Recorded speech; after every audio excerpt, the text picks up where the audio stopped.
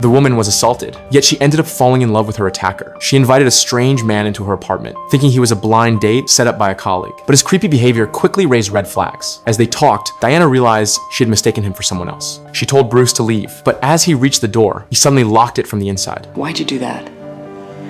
Unlock my door. Okay, you need to leave, like right now, or I'm calling the police. You're not calling anybody, okay? Bruce grabbed Diana by the hair. He admitted he'd been watching her for a long time, begging her to accept his obsession. That night, Diana was assaulted. Bruce fled. Only after he left did the real blind date arrive and froze in horror at the scene inside. He called the police and reported everything he saw. Now Diana lay in a hospital bed. She used to be a nurse, dreaming of one day overcoming her OCD to work in an operating room. At 30, she was still single, so her friend had arranged a date. Though her physical injuries weren't severe, the emotional damage ran deep. As she pieced everything together, she finally remembered who Bruce was. Police arrested him, but that didn't bring her peace. Even her own father now triggered suspicion. To help her recover, a coworker gave her a medical training doll. But no matter how hard she tried, she couldn't extract the pediatric organs.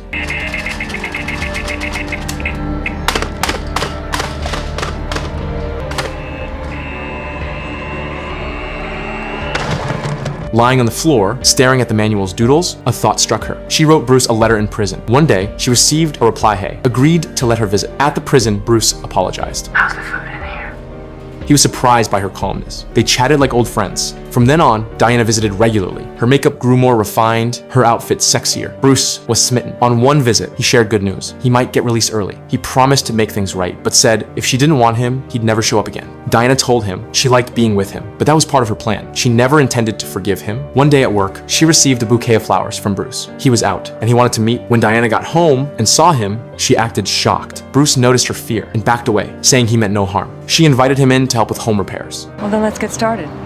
She poured him a glass of water. Bruce drank it, then collapsed. When he woke up, Diana was beside him, wearing the same dress she wore the night he attacked her. Her face turned cold. She revealed her true purpose. She had visited him in prison to gain his trust, make him fall in love just to lure him back and get revenge. She injected him with anesthetic. He passed out again. When he woke up, his genitals were gone. Diana watched him a revenge finally complete. I win.